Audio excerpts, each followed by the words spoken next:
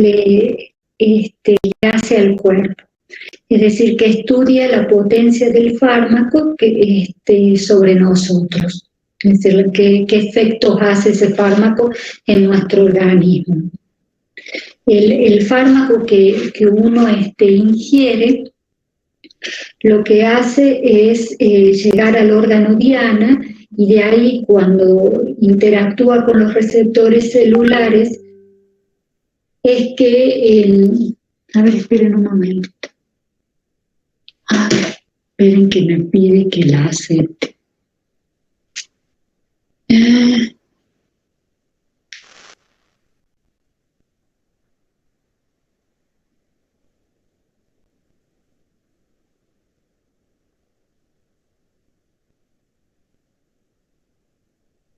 Bueno.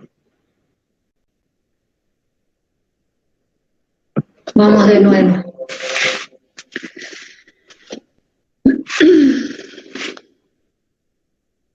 Bueno, le decía que la farmacodinamia estudia lo que el fármaco hace al organismo. Es decir, que para que un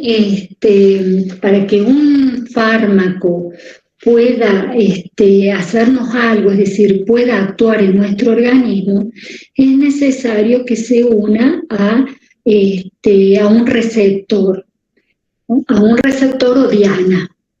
De esta unión del fármaco con el receptor se genera un complejo que es el complejo fármaco-receptor, que genera una unión de tipo reversible. Y este complejo, fármaco-receptor, es el que va a generar una actividad biológica. Los fármacos no generan respuestas nuevas, es decir, no crean nuevas funciones, sino lo que hacen es modular la actividad que tiene nuestro cuerpo, modificando en más o en menos las funciones propias que tiene una célula. Las respuestas de esta actividad biológica, es decir, de un fármaco, van a ser proporcional al número de complejos fármaco-receptores. Es decir, a mayor número de complejos vamos a tener una mayor actividad biológica.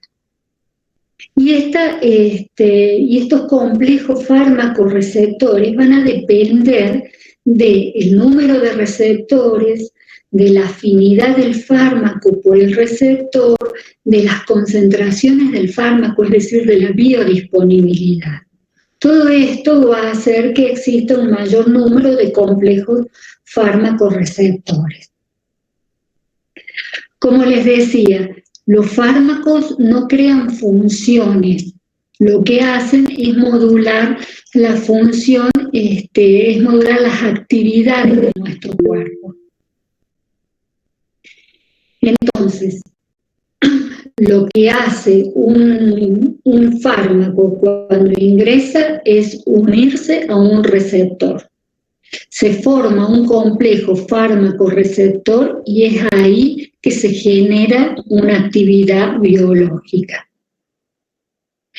Estos receptores, la mayoría son proteínas que se pueden encontrar a nivel de la membrana celular, en el citoplasma o también en el ADN. ¿Hasta ahí se entiende? ¿Se entiende más o menos? Sí, profe. Bien. ¿Cuáles van a ser las características que tienen los fármacos? Los fármacos gozan de lo que es la afinidad, es decir, es la capacidad del fármaco de unirse a un receptor específico para formar un complejo fármaco-receptor. Se dice que un fármaco es más afín cuando más rápido se une al receptor. Por Por ejemplo, en el caso de la acetilcolina, que se une a los receptores del sistema nervioso y produce su acción. Tiene una alta, es una, digamos, un fármaco que tiene una alta afinidad por los receptores. La potencia. La potencia es la capacidad que tiene un fármaco de desencadenar la misma respuesta que otro, pero con menor dosis. Por ejemplo, si yo estoy con dolor de cabeza o algún tipo de dolor y tomo naproxeno, lo más factible es que tome una dosis baja, mientras que si tengo una aspirina, quizás para que me alivie los síntomas, tenga que tomar una dosis más alta. Entonces, la potencia es la capacidad del fármaco para desencadenar la misma respuesta, pero con menor dosis. Y la eficacia. La eficacia es la capacidad de un fármaco para producir un efecto terapéutico deseado. Por ejemplo, el caso de la ramitirina, la famotirina, que uno las utiliza cuando tiene un ardor estomacal, por ejemplo, en el caso de las gastritis o las úlceras. Decimos que la eficacia es la capacidad intrínseca, es decir, la capacidad del fármaco unido de activar el receptor. No todos los fármacos que se unen o que tienen una alta afinidad por un fármaco van a tener una eficacia, es decir, van a tener una alta actividad intrínseca, es decir, se pueden unir al receptor, pero no activar la respuesta. ¿Se entiende? Entonces, las características de los fármacos son afinidad, potencia y eficacia. La afinidad es la capacidad de unirse al receptor, a un receptor específico. Mientras más rápido lo haga, más afín es el fármaco. La potencia es la capacidad del fármaco para desencadenar la misma respuesta que otro, pero con menor dosis. Y la eficacia es la capacidad que tiene el fármaco de producir un efecto terapéutico. Es decir, este fármaco que se une al receptor y lo activa. Un fármaco eficaz tiene una alta capacidad, es de alta capacidad intrínseca, es decir, tiene capacidad de activar el receptor.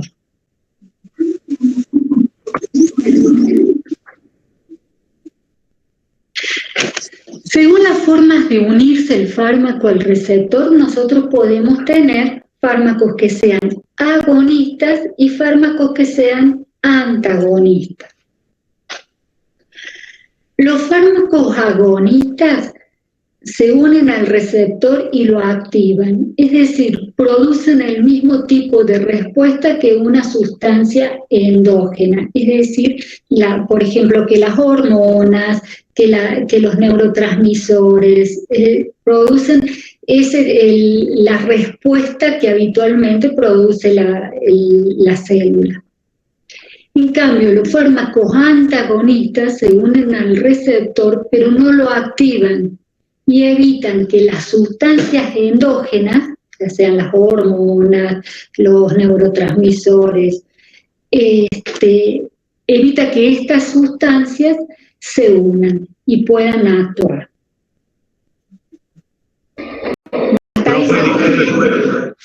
Sí. ¿Puede un ejemplo de eso de agonista y antagonista? Por ejemplo, la acetilcolina se une al receptor y lo estimula, es decir, produce una contracción de la pupila. En cambio, en los antagonistas el receptor se une pero no lo activa, evita que las sustancias endógenas actúen. Por ejemplo, Dentro de los antagonistas podemos tener dos tipos. Un antagonista competitivo, que se produce cuando una sustancia química semejante a la droga se fija a los receptores de aquella e impide que el fármaco se fije a estos receptores. Por ejemplo, la acetilcolina y la atropina. Tanto la acetilcolina como la atropina compiten por los receptores. Es decir, la atropina compite con la acetilcolina por los receptores específicos de lo que es el sistema nervioso autónomo. Si la dosis es suficientemente alta, la atropina inhibe los efectos de la acetilcolina.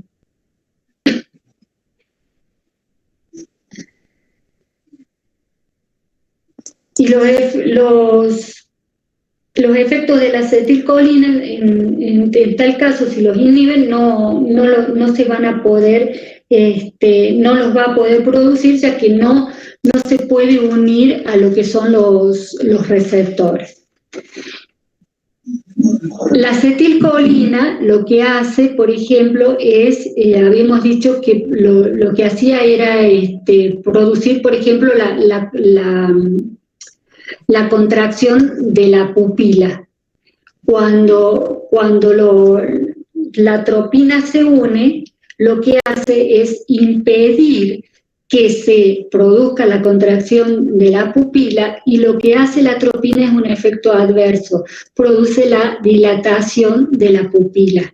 ¿Se entiende? Compiten por el receptor, generando una respuesta opuesta. Y después tenemos los receptores no competitivos.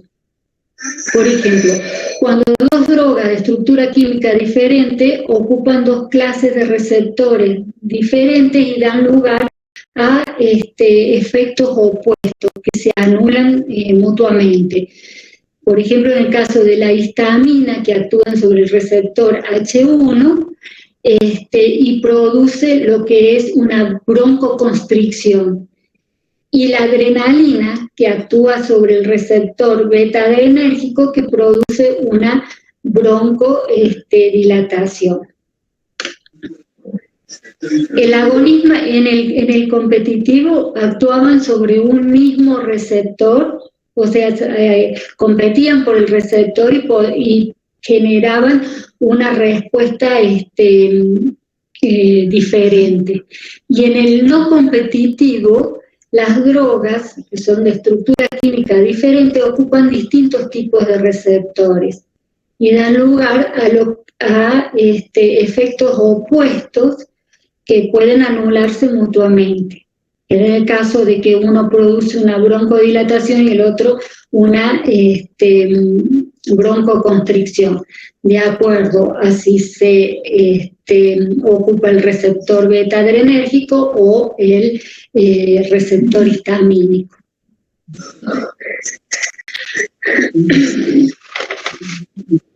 Entonces, los agonistas se unen al receptor y lo activan. Los antagonistas se unen, pero no lo activan, es decir, no logran que las sustancias endógenas actúen y puedan producir la respuesta. Y habíamos dicho que podían ser entonces competitivos. Los competitivos, ¿cuáles eran? Se unen y ¿qué hacen?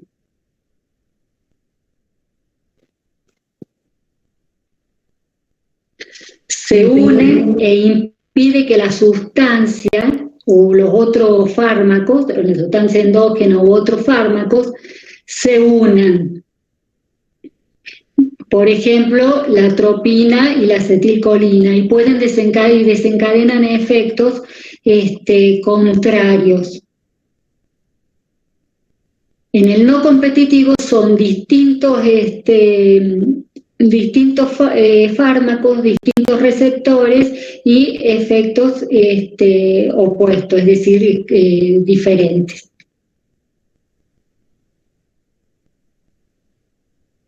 Es como que no se genera, lo que busca el antagonista es que no se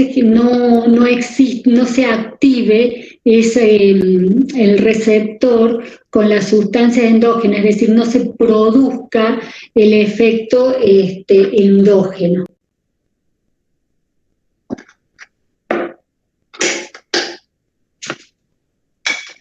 ¿Se entiende o no se entiende?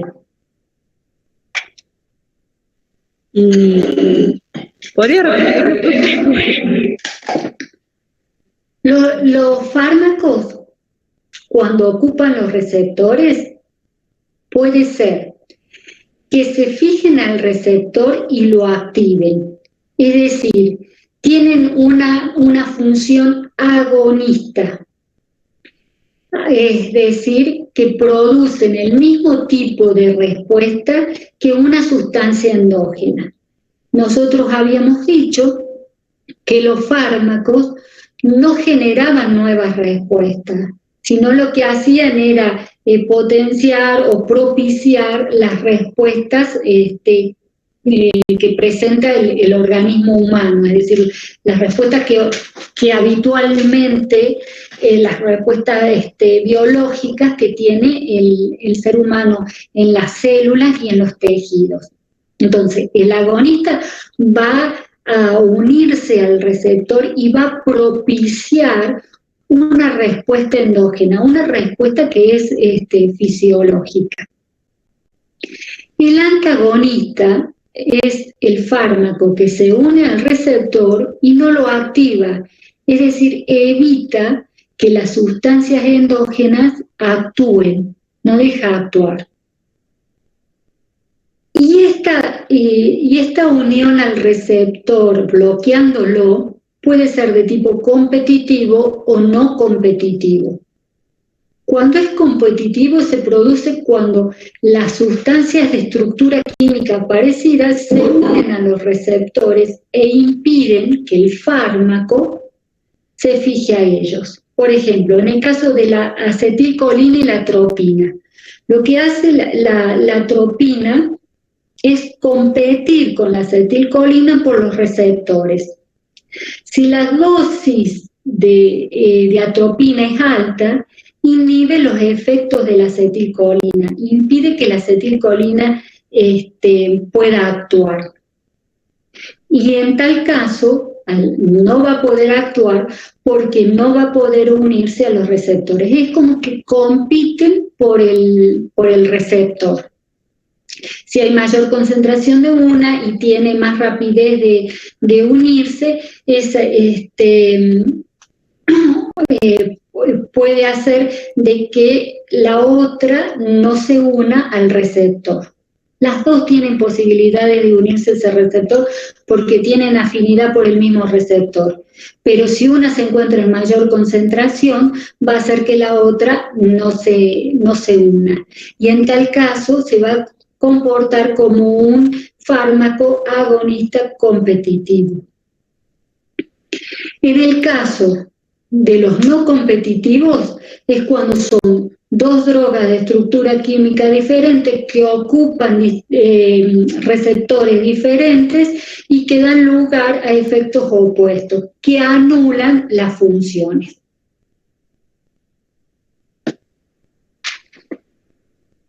¿Más o menos se entendió? De todos modos, lo iremos viendo más adelante.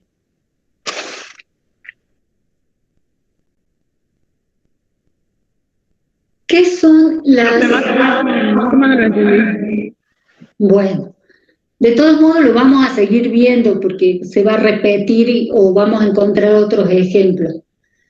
Cuando se administra un fármaco en un mismo paciente, las reacciones pueden ser completamente independientes unas de otras, en muchos casos.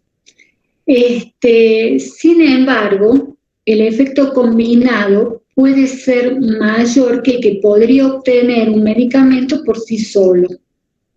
O bien un medicamento puede tener un efecto menor que si se administra solo.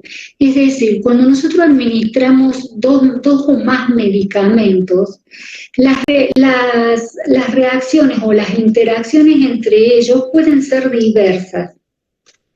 Incluso cuando nosotros administramos medicamentos con otras sustancias. ¿Qué es lo que nos puede pasar? Nos puede pasar que el medicamento tenga digamos, una menor eficacia. Por ejemplo, si administramos algunos medicamentos con las comidas que disminuyen, digamos, la capacidad de absorción, o bien puede ser que al interactuar con otro, nosotros obtengamos digamos, una mayor respuesta. En tal caso, el efecto puede resultar beneficioso para el organismo. Para ello, se vio que cuando nosotros administramos en ocasiones dos medicamentos, podemos obtener lo que se denomina sinergismo, que es el aumento de la acción farmacológica de la droga por el empleo de otra droga. Es decir, utilizo dos medicamentos para obtener una mayor respuesta. Este sinergismo puede ser de suma o de potenciación. El sinergismo de suma es cuando la respuesta farmacológica obtenida por la acción combinada de dos drogas es igual a la suma de los efectos individuales de las drogas. Por ejemplo, si yo administro paracetamol 350 miligramos y administro ácido acetilsalicílico, que es la aspirina, 350 miligramos, lo que voy a obtener es una respuesta farmacológica equivalente al paracetamol de 1 gramo. ¿Para qué sirve esto? Esto sirve porque al administrar en algunos casos menor cantidad de dosis, yo en algunos medicamentos lo que hago es disminuir los efectos adversos. Por ejemplo, en algunos pacientes que tengan problemas estomacales, disminuir, digamos, la presencia de la aspirina, del ácido.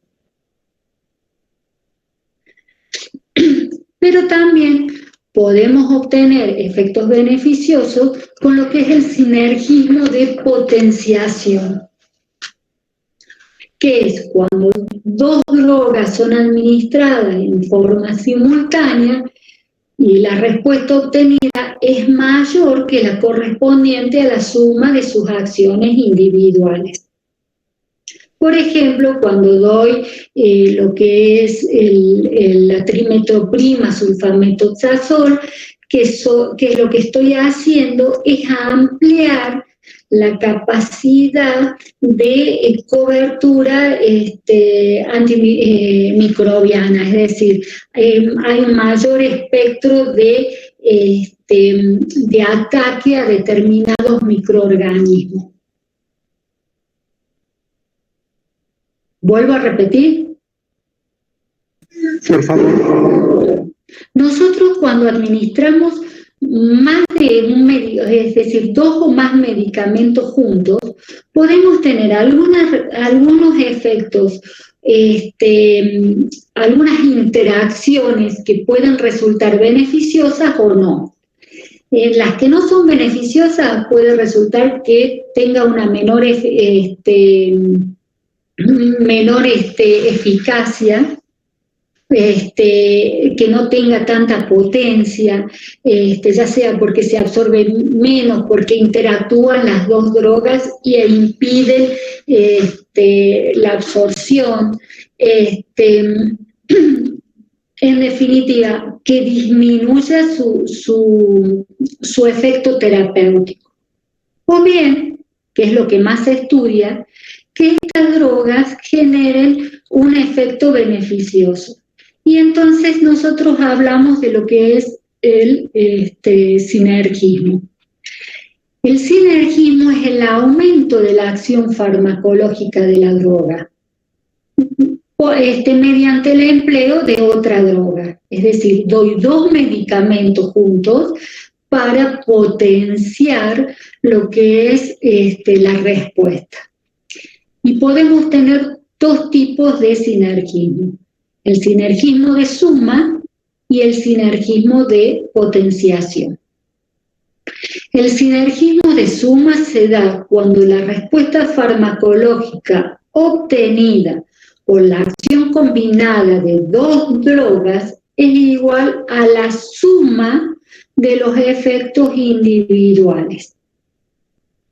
Yo sumo el paracetamol, doy el paracetamol y el ácido acetilsalicílico y la suma de las dos drogas me van a dar un efecto que es igual al del paracetamol de 1 gramo.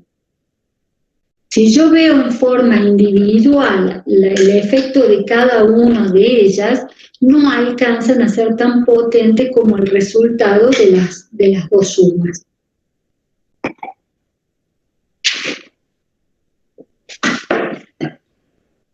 En el caso de la potenciación, es cuando las dos drogas que administro en forma simultánea me van a dar una respuesta mayor a la correspondiente a la suma de las acciones individuales. Es decir, por sí sola, por ejemplo, si yo doy una carbenicilina y gentamicina, si yo doy la carbenicilina en forma independiente, tal vez no sea, no cubra el espectro de microbiano que si la doy con la gentamicina. Es decir, aumento la cobertura y puedo tener una mayor acción antimicrobiana. Lo mismo pasa con el Bactrim, que es una combinación de la trimetoprima sulfametoxazol, que lo que hace es ampliar el espectro bacteriano y atacar a mayor cantidad de gérmenes. Algunos actúan en determinados gérmenes y otros actúan en otros. Por ejemplo, hay algunos antibióticos que son resistentes a las pseudomonas, por ejemplo, entonces se hace la combinación con otro medicamento. Ustedes tengan en cuenta que muchas veces cuando se hacen algunos tratamientos, uno no tiene bien definido cuáles son los agentes que los producen. Entonces, trata de dar una mayor cobertura de medicamentos. Y lo que hace es utilizar esto, potenciar los efectos de los dos medicamentos para asegurarse de poder tratar una determinada infección. Por supuesto que una vez que se hacen los estudios, que uno puede hacer un estudio para ver cuál es el germen que está produciendo la infección, uno atacará con mayor precisión al agente. ¿Se entiende o no se entiende?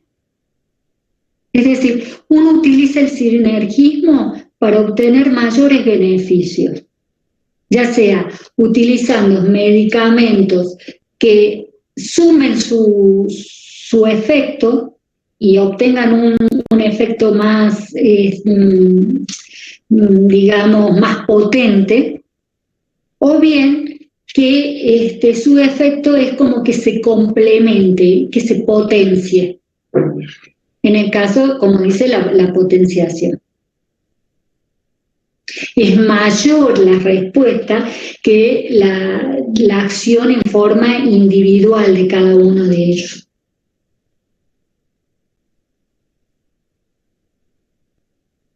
Más o menos o no.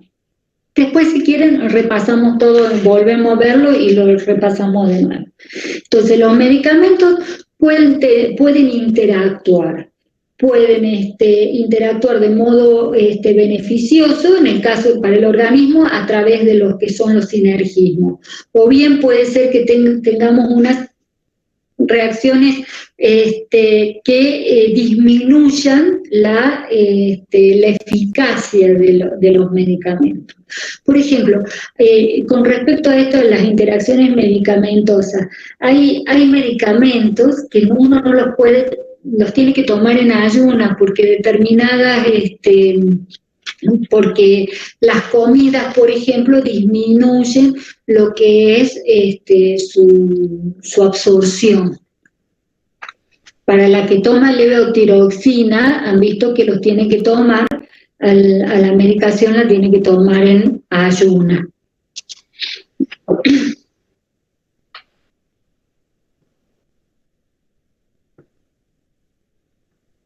Bien. Entonces, cuando hablamos de las características de los medicamentos, hablamos de lo que era la afinidad, vimos la potencia y vimos la eficacia. Y lo que es la eficacia, habíamos dicho que era la capacidad intrínseca, que es la capacidad del fármaco, que unido al receptor lo pueda activar. Hay fármacos que tienen mucha afinidad, pero poca actividad intrínseca. Por ejemplo, los fármacos, los antagonistas, los fármacos antagonistas, que se unen al receptor e impiden que ejerza, digamos, que se active, que lo bloquean, impidiendo que la sustancia endógena actúe o que otro fármaco actúe. Esos fármacos lo que hacen es, en algunos casos, cuando bloquean el receptor e impide que la sustancia endógena actúe, son fármacos que tienen una capacidad intrínseca baja. Es decir, porque no actúan al receptor, sino que actúan bloqueándolo para que no actúe la sustancia endógena, por ejemplo, una droga, una hormona. Y después habíamos visto que teníamos los fármacos podían tener interacciones, entre ellas el sinergismo de suma o el sinergismo de potenciación.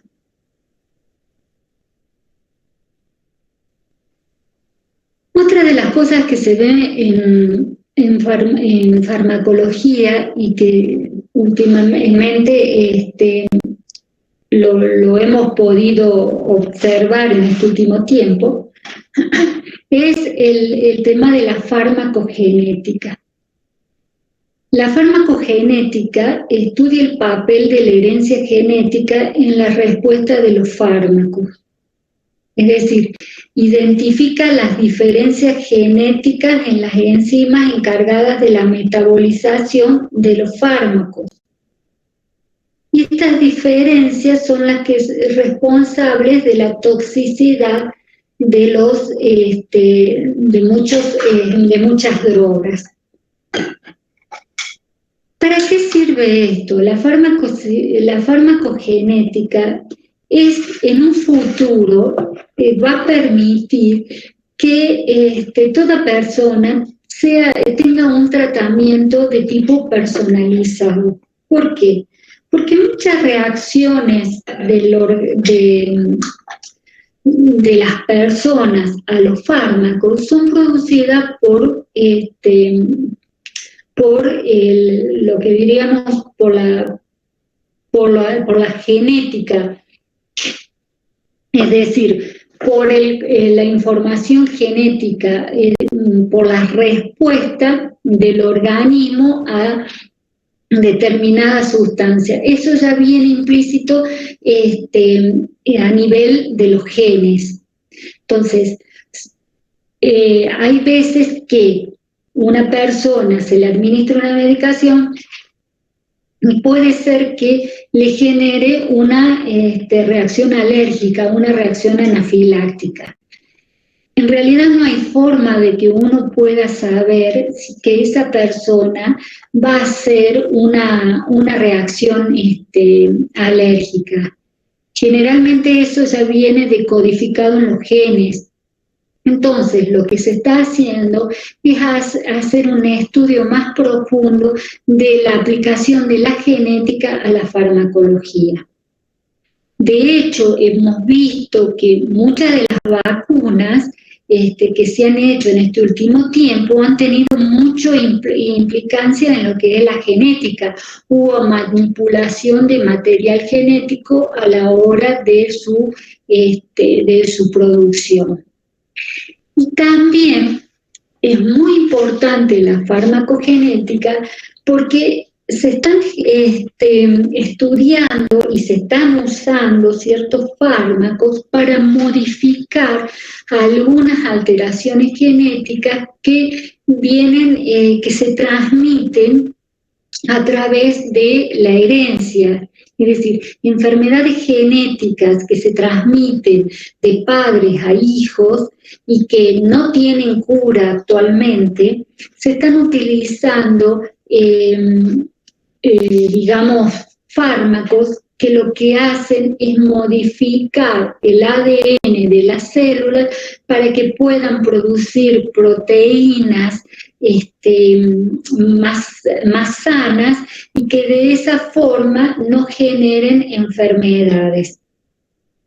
Por ejemplo, existe una enfermedad que es hereditaria, que la transmiten las mujeres y a los hijos varones, porque son los hijos varones los que la padecen, y las mujeres la transmiten, pero los varones padecen, porque es una enfermedad ligada al cromosoma X, que es la distrofia muscular. ¿Qué es la distrofia muscular? La distrofia muscular se produce por una alteración a nivel de la producción de una proteína, que es la distrofina, que hace que los músculos no crezcan, por decirlo de alguna forma, y que sean reemplazados por tejido graso. Entonces la persona va perdiendo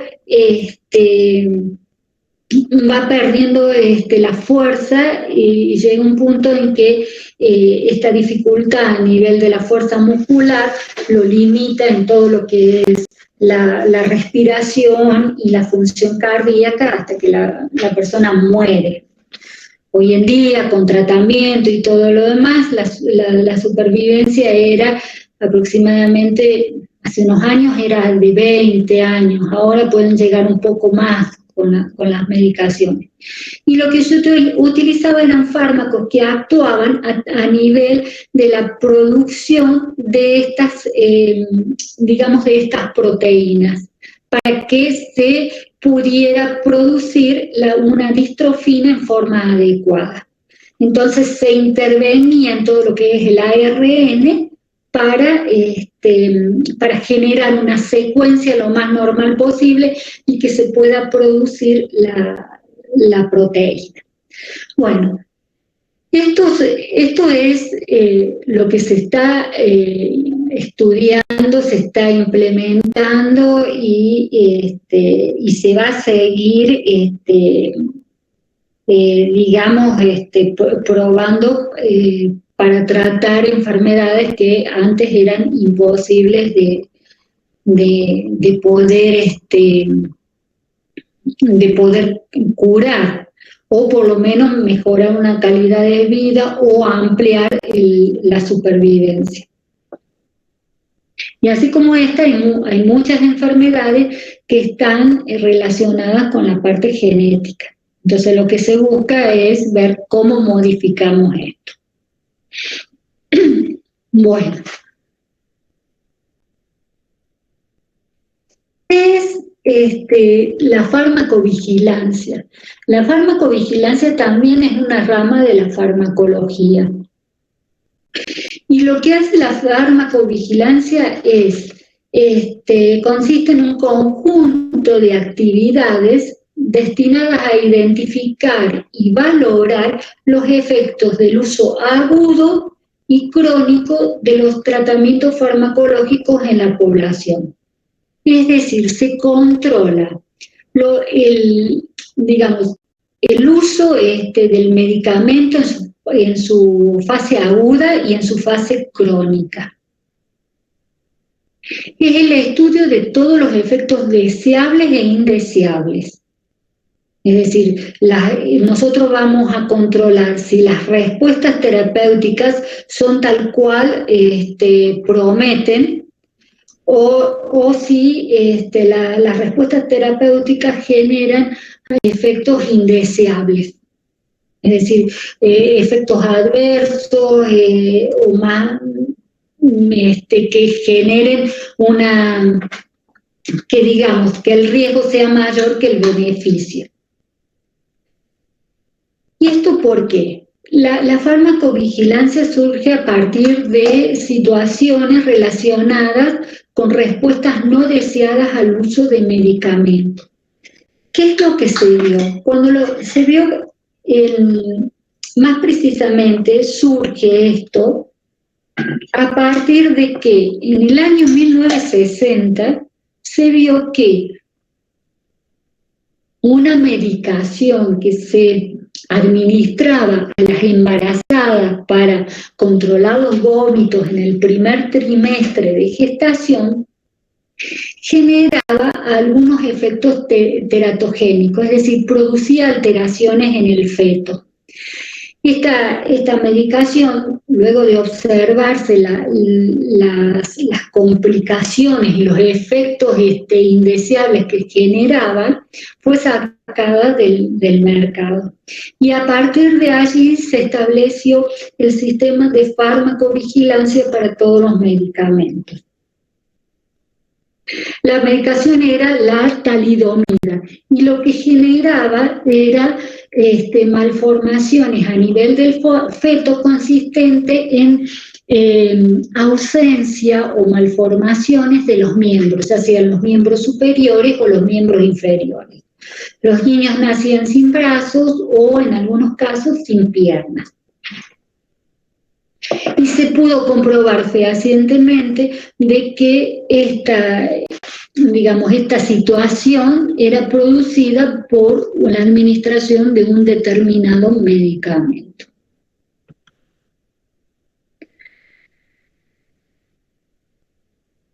¿Cuál es el objetivo de la farmacovigilancia?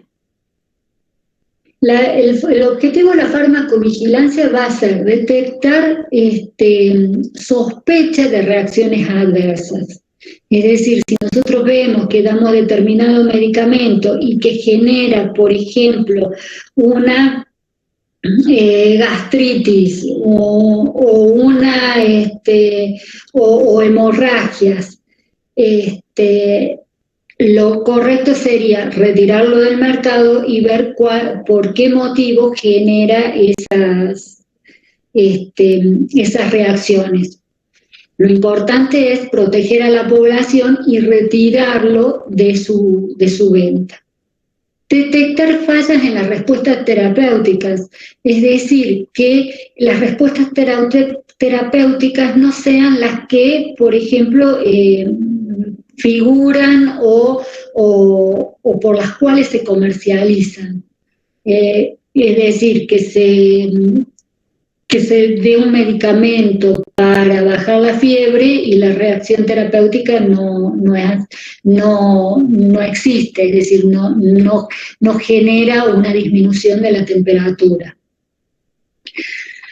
Prevenir reacciones adversas. Un medicamento que genera en muchísimas reacciones adversas, tendrá en gran parte de la población tendrá que ser sacarlo del mercado. Conocer el impacto del riesgo en la población. Uno tiene que saber qué impacto tiene o qué riesgo tiene a nivel de la población. Por ejemplo, habrá medicamentos que son muy riesgosos para determinado grupo poblacional. Por ejemplo, que no se podrán administrar en niños porque digamos que se observó efectos indeseados en dicho grupo. O no se los podrá dar en pacientes que sean hipertensos, o no se los podrá dar en personas que tengan insuficiencia renal o insuficiencia hepática. Es decir, uno va a observar los efectos que tiene el medicamento en la población, ya sea en una fase aguda o a largo plazo, es decir, por unas tomas acotadas o bien por tomas a largo plazo. Entonces, para esto, para que exista una farmacovigilancia, se creó en agosto del año 1992 una repartición del Estado denominada ADMAT, que es la encargada de administrar en forma nacional, digamos, la utilización de medicamentos, alimentos y tecnología médica para proteger a la población, garantizando que los productos para la salud sean eficaces, seguros y de calidad. Es decir, el ANMAT es el que va a determinar si un medicamento puede ser comercializado o no. Es decir, si un medicamento puede ingresar al país o un medicamento puede salir a la venta en el país. Ustedes han visto qué es lo que pasó con las vacunas. ¿Qué es lo que vieron ustedes con esto de las vacunas?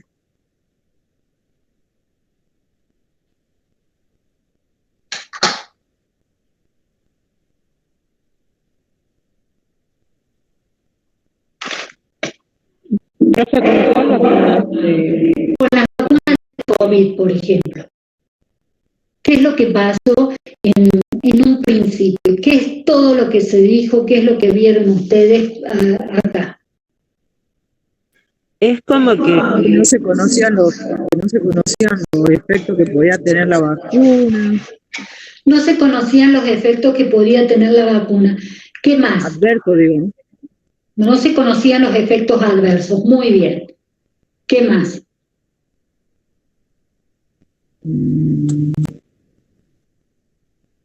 Que no se sabía si iba a ser efectiva. No se sabía si iba a ser efectiva. Bueno, ¿qué más?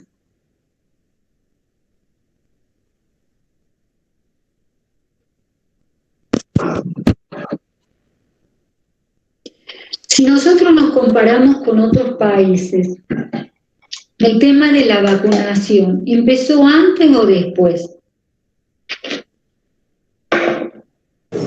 No, después. Empezó después. ¿Y esto por qué? ¿Qué es lo que nos pasaba a nosotros?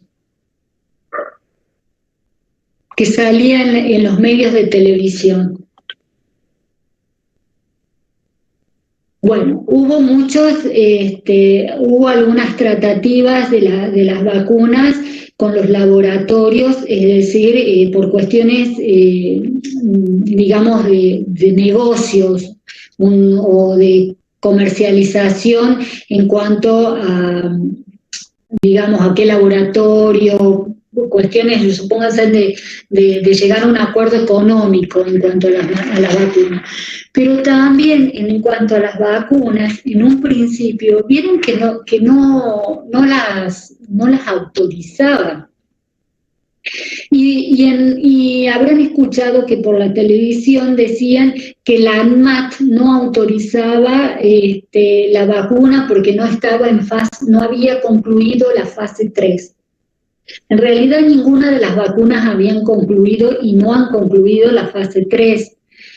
Pero lo que se hizo posteriormente fue que previa evaluación de la ANMAT, lo que se hizo fue aprobarla para, no me acuerdo bien la modalidad, pero era como de uso, como si uno evaluara el riesgo-beneficio y ante el uso de emergencia, como medicación de emergencia, una cosa así era. No tenía la autorización que tiene de la ANMAT, la autorización convencional de todos los medicamentos y de los otros productos, pero sí se le dio ese tipo de, digamos, de respaldo. Es como que el ANMAT respaldaba el uso de la vacuna, hasta tanto poder corroborar que está en condiciones de autorizarla. Dada la pandemia, lo que hizo la ANMAT fue evaluar la situación, y eso es lo que evaluó, el riesgo-beneficio, y se vio que era más beneficioso la implementación de estas vacunas que la no implementación.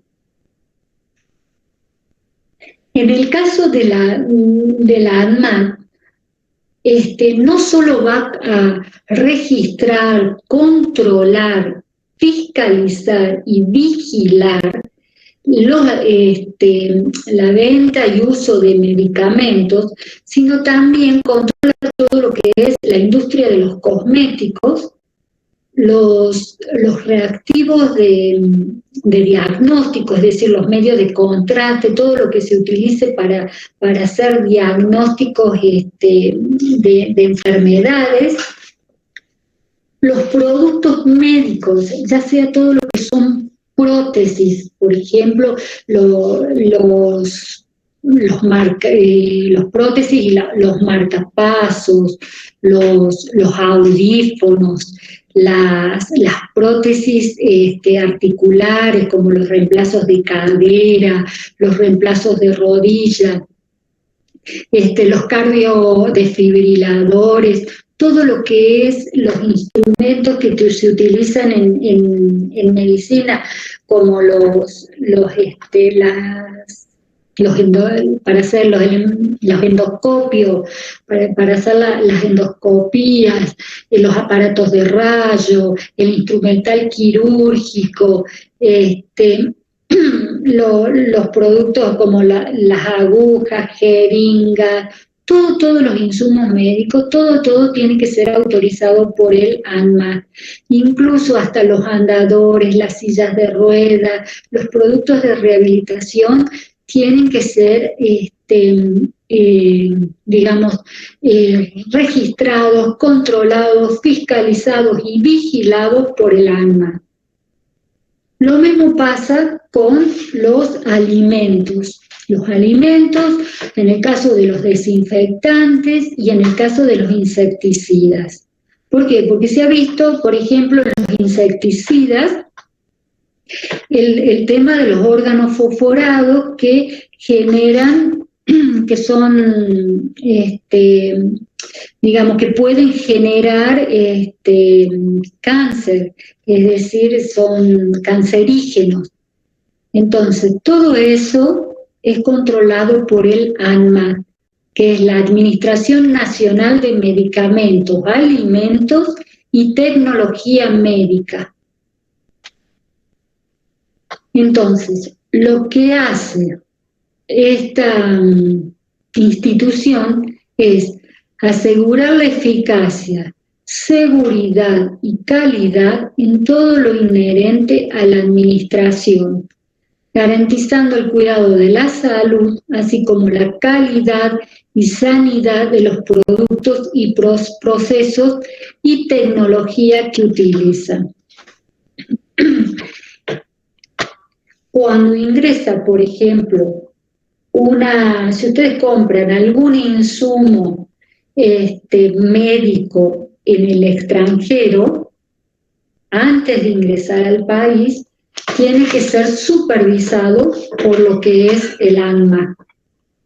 Y si el ANMAT considera que no corresponde su comercialización o hay dudas sobre la seguridad, puede retenerlo. Lo mismo, habrán escuchado que por la televisión dice se retiran o no consumir lácteos pertenecientes a la empresa tanto, partida tanto, lote tanto. Y ante tal situación, lo que hace el ANMAT es obligar a los supermercados de retirar de las góndolas, bajo todo el peso de la ley y por incumplimiento, de los alimentos que no estén seguros para el consumo humano. ¿Sí? Entonces, si yo les pregunto, ¿cuál es el organismo encargado del control, fiscalización, vigilancia y registro de los medicamentos cosméticos que funciona a nivel de la Argentina? Es el ANMAT. Cuando ahora escuchen por la televisión van a saber de qué se trata o a qué organismo se refiere, que es a la Administración Nacional de Medicamentos, Alimentos y Tecnología Médica. Bien. Pasemos al desarrollo de lo que es un medicamento.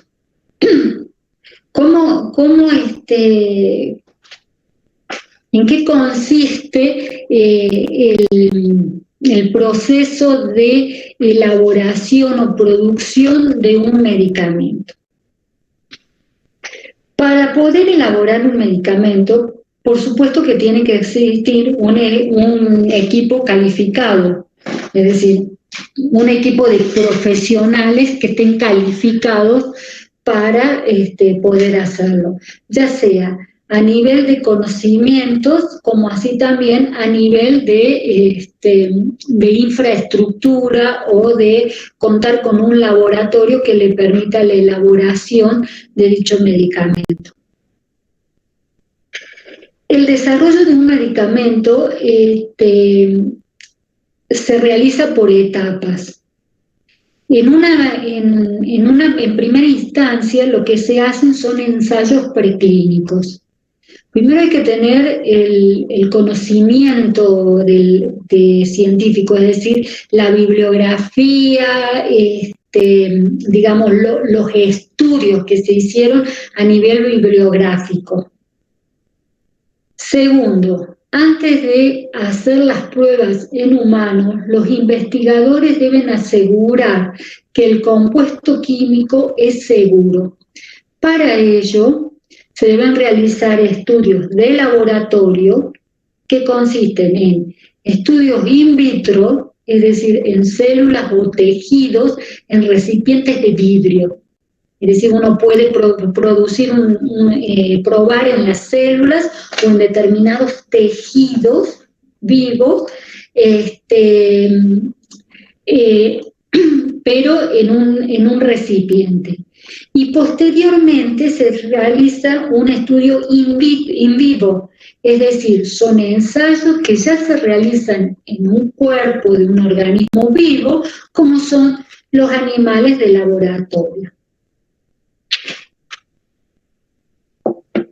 Luego de estos ensayos preclínicos viene lo que es la investigación clínica. La investigación clínica es duran periodos muy largos de tiempo. Es decir, son estudios o ensayos que se realizan en seres humanos para testear cómo el medicamento interactúa con el cuerpo. Pero en el caso de la investigación clínica que incluye lo que son los ensayos clínicos, duran, como le decía, muchos años, alrededor de 15, de 14 a 15 años, y pasa por distintas etapas. Estas etapas son, por ejemplo, la fase 1, que habíamos dicho que en la investigación clínica nosotros ya realizábamos el ensayo en los seres humanos.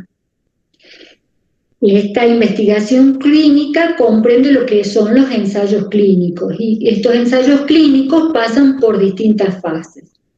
En la fase 1, el compuesto experimental se administra a un pequeño grupo de voluntarios, solo para evaluar la seguridad del tratamiento y determinar la dosis e identificar los efectos adversos. Generalmente se realiza en un grupo acotado de personas, y son personas que son sanas, que no tienen comorbilidades, es decir, no tienen enfermedades, se consideran sujetos sanos. En la fase 1, estas personas que, además de ser sanas, es un grupo que no un grupo etario, es decir, son edades que término medio, es decir, no son ni ancianos ni niños, son personas adultas. En la fase 2, el tratamiento experimental se administra a un mayor grupo de personas, ya para medir su eficacia y evaluar más profundamente su seguridad. Es decir, aquí obliga a que haya un mayor número de personas. En la fase 3 se administra a grandes y variados grupos para confirmar la eficacia del compuesto, monitorizar efectos secundarios y comparar con otros tratamientos usados para la misma enfermedad. Es decir, el rango etario se va aumentando. Acá hay personas que a lo mejor pueden tener algunas comorbilidades y se hace un seguimiento ya para ver los efectos secundarios y comparar los resultados con otros tratamientos utilizados para la misma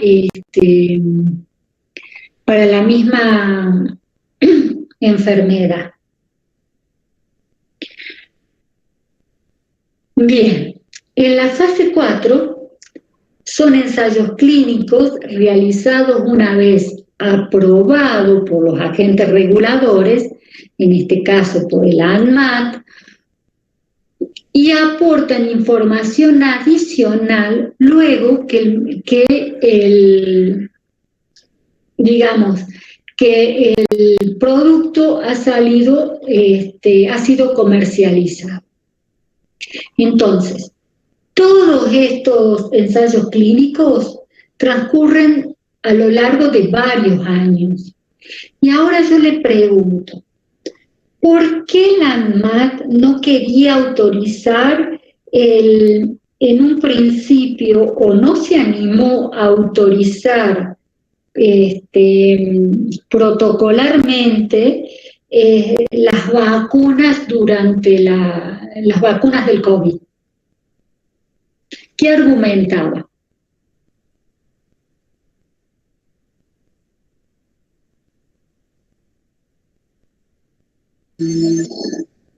Que no había sido probada para los diferentes grupos, por ejemplo. ¿Que no había sido qué? Probada en diferentes grupos de personas. Por ejemplo, no había eso. No había sido probada o testeada en distintos grupos de personas. Muy bien. ¿Qué más? Una relación de beneficio y riesgo o algo así, digo yo. En realidad se desconocía. Sí, se desconocía esto, riesgo-beneficio. Había dudas. ¿Qué más? ¿Y no había ensayos clínicos? Sí, no había muchos O ensayos preclínicos, clínicos. digamos. ¿Qué pasaba con los ensayos clínicos? Es que no había para mí un ensayo clínico porque es como que lo agarró de repente y no había algo pre a esta pandemia, digamos, para este tipo de enfermedad. Bien. ¿Qué más pueden decir? ¿Qué es lo que han visto?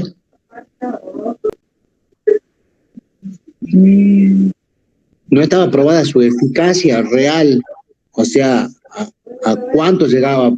Por eso yo creo que hablaban de que la vacuna estaba en fase 2 y no en fase 3, porque no había sido administrada a una población grande y variada, como está diciendo usted ahora. Exacto. Muchos decían de que no habían pasado la fase 3, es decir, son vacunas que no han sido monitoreadas, perdón. Uno no puede saber qué efectos pueden producir esta vacuna. Y no lo podemos saber, ¿por qué? Porque los ensayos clínicos duran mucho tiempo.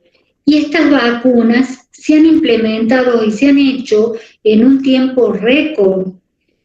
Ustedes comparen cuánto el COVID-19, 2021, hace 2 años que estamos con la pandemia. Y los ensayos clínicos, generalmente para dar cierta seguridad y para nosotros quedarnos tranquilos de las reacciones que puede generar o los efectos adversos que puede generar un medicamento, llevan años.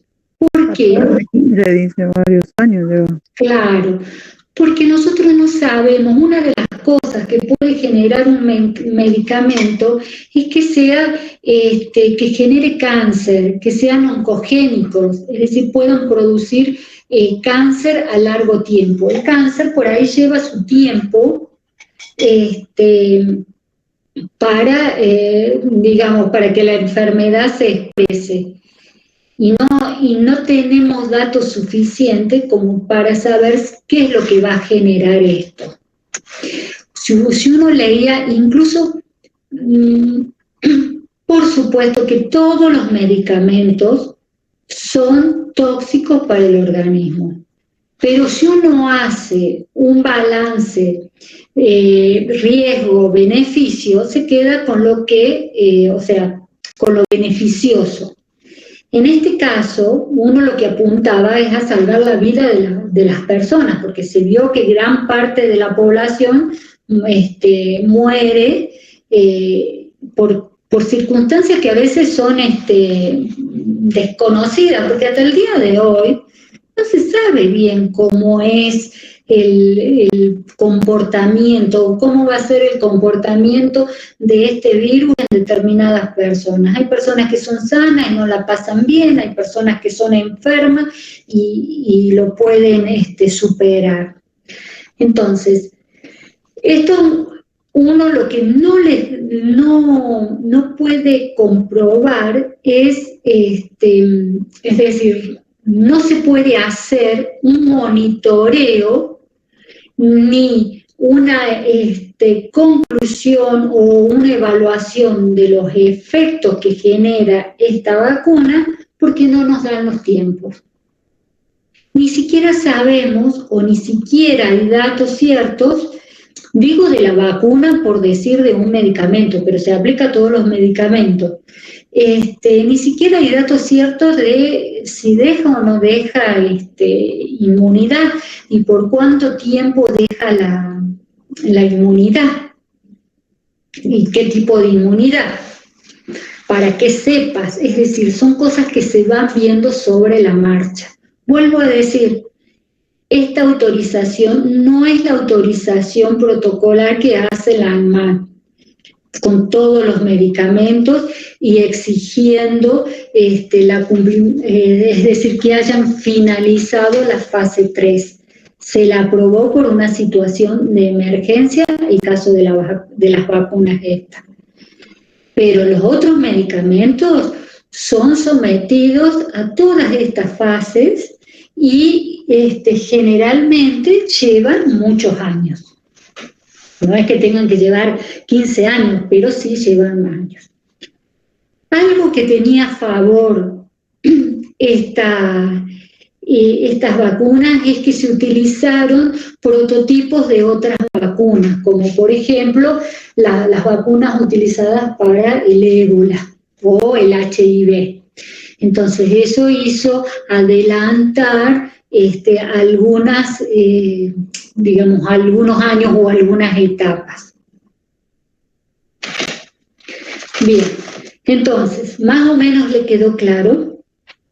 Incluso después de haber pasado, de haber sido autorizadas, como veíamos ahí, las vacunas tienen que seguir siendo monitorizadas. Las vacunas y los medicamentos tienen que seguir siendo monitorizados.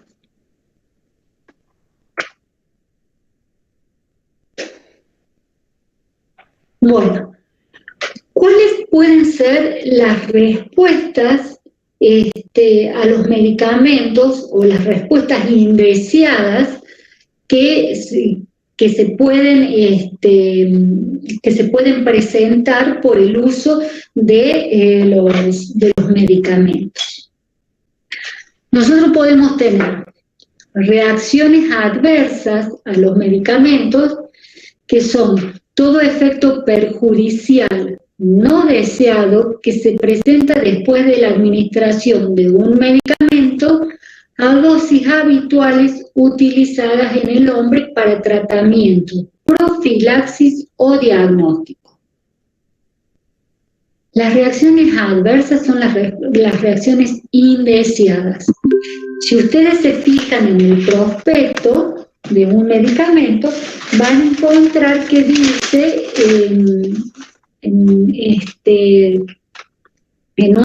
al final o en el medio, dice reacciones adversas. Y ahí dan un sinnúmero, ahí dan un determinado número de reacciones que puede causar el uso de ese medicamento. Por ejemplo, el ibuprofeno puede presentar acidez o puede presentar alguna lesión a nivel renal o puede producir, dolor estomacal. La eritromicina puede producir diarrea, las tetraciclinas igual. Volviendo al tema de la levotiroxina, puede producir taquicardia, en casos extremos a veces caída del cabello,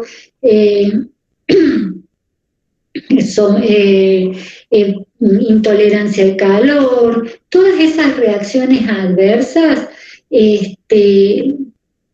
deben ser detalladas en el prospecto de los medicamentos. Es obligación de los laboratorios informar en el prospecto cuáles son las reacciones adversas del uso de dicho medicamento. Por supuesto que son reacciones que no se presentan en toda la población que consume ese medicamento, pero sí tienen la obligación en laboratorio de que si se informaron dichas respuestas indeseadas, tienen que constatarlo en el prospecto. ¿Qué son las reacciones idiosincrásicas? Son reacciones inesperadas de algunas personas a los fármacos y están relacionadas con las características propias de cada persona, es decir, la genética. Por ejemplo, el caso de las reacciones alérgicas. Es lo que hablábamos recién de lo que era la farmacogenética, que entre algunas de las cosas que estudia la farmacogenética estaba el por qué determinadas personas reaccionan de una forma tan agresiva o intensa a un determinado fármaco. y que uno por ahí no lo puede saber.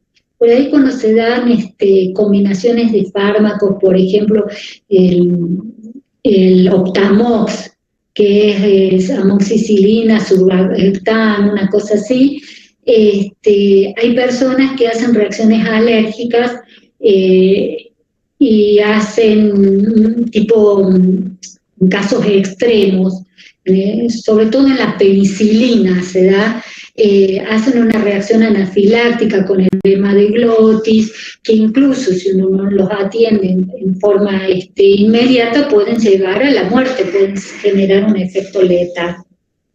Y esas reacciones uno no las puede predecir, a no ser de que uno la haya hecho en una oportunidad, entonces la persona ya tiene registro de que es alérgico a determinado medicamento y entonces ya tomará las medidas de precaución. ¿Qué es un evento adverso? Es la sospecha de una reacción adversa a un medicamento. Es decir, no se puede asegurar que sea consecuencia de la administración del medicamento.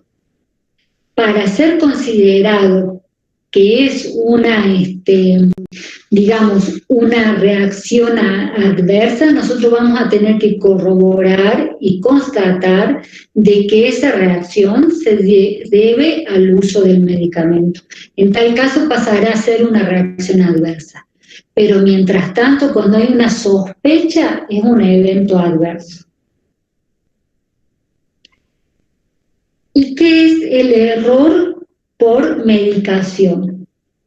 El error por medicación es la utilización inadecuada de los medicamentos cuando estos están bajo control del profesional o del paciente.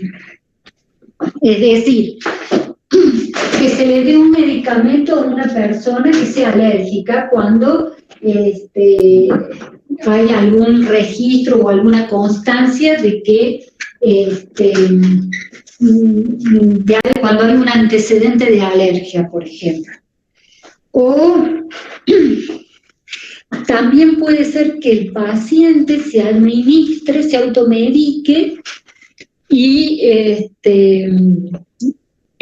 tome un medicamento que no es el adecuado y resulte nocivo, ya sea por alergia o porque le generó algún otro tipo de reacción adversa.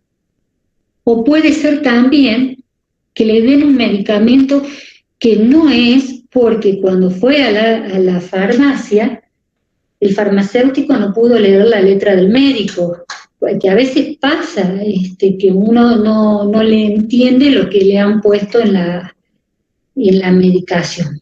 Por eso es importante el tema de la receta. ¿Se acuerdan que en la receta nosotros habíamos dicho de que se ponía no solo el nombre comercial, sino el nombre genérico, es decir, el nombre de la droga? También poníamos el tipo de presentación, poníamos el diagnóstico y en algunos casos se le pone la edad del paciente. Todo eso ayuda a más o menos orientar sobre la medicación. Pero una de las cosas, ahora creo que hay recetas vía mail, por electrónica, receta electrónica, perdón. Entonces es más fácil, porque uno puede leer bien el medicamento que se recetó. Lo mismo para el farmacéutico. Pero muchos de los errores se pueden cometer por esto, porque no es una letra legible y uno no entiende.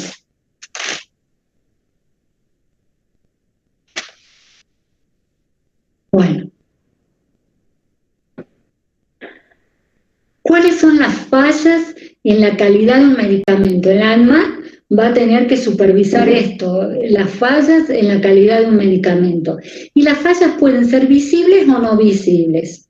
Un medicamento puede alterar su calidad cuando tiene cambios en el color, dificultad de la reconstitución, es decir, cuando nosotros vamos por partes. Los cambios del aspecto pueden ser cambio de color, cambio de olor, cambio de sabor, turbidez, opalescencia, pérdida de fluidez o viscosidad. Puede tener dificultad en la reconstitución. Cuando nosotros vamos a preparar, por ejemplo, ¿vieron los jarabes que vienen, a veces los antibióticos en suspensión, que uno le tiene que agregar agua? Bueno, puede ser de que trate uno de mezclar ese preparado y no logre una mezcla homogénea, sino que permanezca con grumos. Puede tener problemas en la excesiva o poca dureza de los comprimidos, es decir, que uno vaya a sacar un comprimido y que los comprimidos se desgranen, por ejemplo, o que estén muy blanditos y por un exceso de humedad. Puede ser que los blisters estén incompletos o los comprimidos partidos o encimados.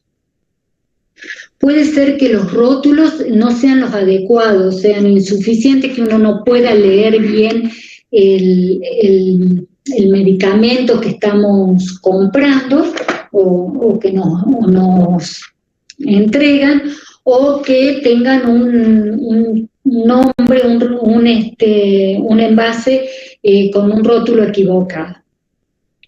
Y también podemos tener fallas en la calidad del medicamento que no sean visibles, es decir, que tenga una menor cantidad del principio activo, menos de lo que está indicado, que tenga problemas en la disolución del principio activo, problemas por homogenicidad de la suspensión, problemas en el envase, menor volumen que el declarado, es decir, que tengan menos cantidad de fármaco, que esté contaminado el medicamento o que tenga alteraciones en el pH. Todas estas fallas deben ser notificadas, el medicamento tiene que ser retirado de circulación y en el caso pueden ser denunciadas tanto por el paciente como por el farmacéutico u otro personal de salud. ¿Qué puede pasar con un medicamento? Que tenga desvíos de calidad. Los desvíos de calidad son fallas o errores generados durante el proceso de fabricación de un medicamento en el laboratorio. O en estos casos el producto no cumple con alguna de las especificaciones con las que debe elaborarse. Y el responsable es el laboratorio. Es decir, que los desvíos de calidad surgen en el laboratorio, porque no se sigue el protocolo de elaboración, por ejemplo. Y las fallas y problemas que afectan la calidad son fallas generadas por inadecuado almacenamiento o conservación. ¿Qué es lo que pasó, por ejemplo, hace varios años ya acá en Jujuy? Una vez llega una partida de leche para niños, y se observa que la administración de dicha leche genera en los lactantes que la recibieron unas lesiones a nivel neurológico. En algunas fueron de gravedad, que generaron la muerte de los niños, y otros quedaron con secuelas neurológicas muy, muy severas. ¿Qué es lo que pasó? Que estas leches fueron almacenadas y transportadas con otros productos. Y estos productos resultaron ser órganos fosforados. ¿Qué pasó? Las leches se contaminaron y generaron lesiones en los lactantes que recibieron esta fórmula. Entonces, es muy importante el adecuado almacenamiento, conservación y transporte de los medicamentos.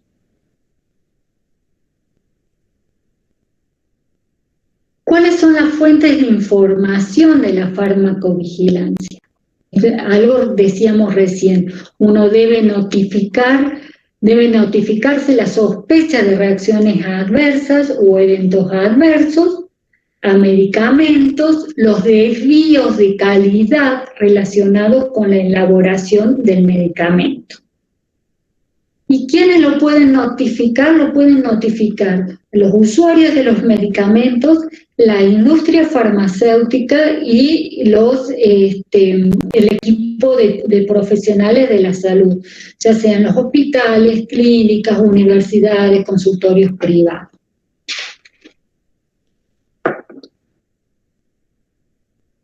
¿Cómo se va a notificar esto? Se van a notificar, hay unas fichas que se van a enviar, una ficha amarilla que le llaman, donde se notifica el efecto adverso, ya sea por el equipo de salud, por los pacientes. Hay una ficha que se notifican los efectos adversos atribuibles a vacunas.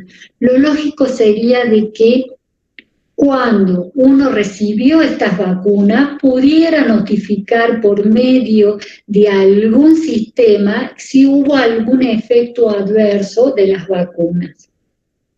Creo que no se implementó eso. Vuelvo a decir, el ANMAT no ha autorizado como se debe, protocolarmente se le dio, digamos, la posibilidad de uso de emergencia a las vacunas.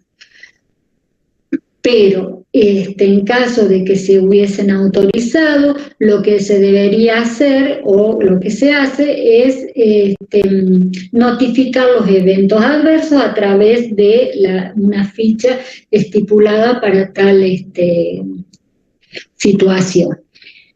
También se pueden utilizar eventos adversos se deben notificar errores por medicación. Bien. ¿Qué hora es? Bueno, vamos a cortar acá y les voy a pasar las preguntas.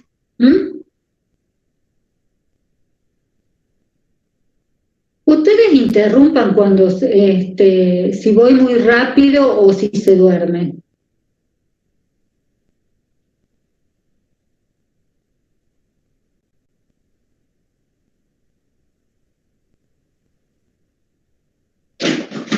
Bueno, vamos a dejar acá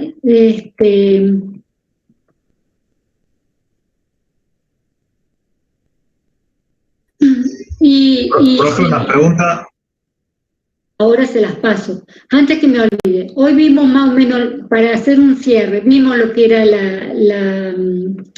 la farmacodinamia, vimos las características de los fármacos, la afinidad, la potencia, la eficacia. Vimos los fármacos que son agonistas y antagonistas. Vimos las interacciones medicamentosas que podían, dentro de las interacciones medicamentosas, lo que era el sinergismo de suma y potenciación. Hablamos un poco de lo que era la farmacogenética y la farmacovigilancia, que estaba a cargo de lo que es el organismo nacional, que es el ANMAT. Vimos el desarrollo de un medicamento con los ensayos preclínicos y los ensayos clínicos. Vimos las respuestas de los medicamentos, que eran las reacciones adversas, las reacciones idiosincrásicas, el evento adverso y el error por medicación. Vimos que los medicamentos pueden tener fallas, vimos el desvío de la calidad de un medicamento, que eso sucedía a nivel del laboratorio, cuando no se cumplía con los protocolos establecidos. Vimos las fallas y problemas que afectan la calidad del medicamento, que es ya fuera de lo que es el ámbito de los laboratorios. Y que cuando hay algún efecto adverso uno lo puede notificar, tanto el paciente como el equipo de salud. Bueno, les voy a mandar después lo que sigue del